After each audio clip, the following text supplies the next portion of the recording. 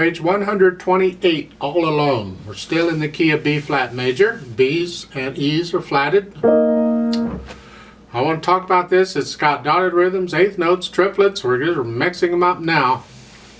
If you're struggling with a rhythm, you might want to go back and review a bunch of stuff, because this stuff is only going to get more difficult. And I don't want you to, I can't do this, I give up. Just go back and take your time through it, and you will get it eventually. It does come. So at the beginning, 3/4 time, the first measure, 1 and 2 and 3 and. Simple, I hope. 1 and 2 and 3 and. 1 and 2 and 3 and. Second measure is a triplet. Now it's a 1 and a 2 and a 3. So you gotta go 1 and 2 and 3 and 1 and a 2 and a 3 and a 1 and 2. Can you go back and forth? It is really, really important that as a piano player you be able to do that.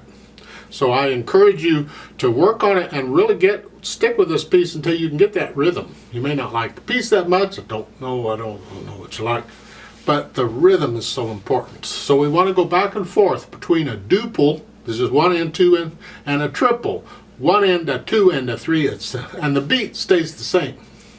So 1 and 2 and 3 and 1 and a 2 and a 3 and a 1 and 2 and 3 and 1 and a 2 and a 3 and a 1 and 2 and 3 and 1 and a 2 and a 3 and a all through this. It just keeps going back and forth for the most, not totally, but for the most part it does. The left hand just has the chords. The 1 chord, 4 chord, 5/7 chord, and we're home free. Then you put the two hands together. So at the beginning is 1 and 2 and 3 and 1 and a 2 and a 3 and a 1 and 2. So you gotta work this out. You can do that.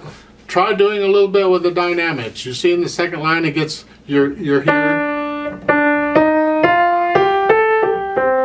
Building it up. Now when I get these hairpins matching like this, I look in the middle of it and I try to find 1 or 2 notes where that's my target. I'm headed for that. Here it looks like it's the G in the second measure, the first note of the triplet. That's where I'm going. So it's like 1 and 2, I'm going up to here, and then I come off.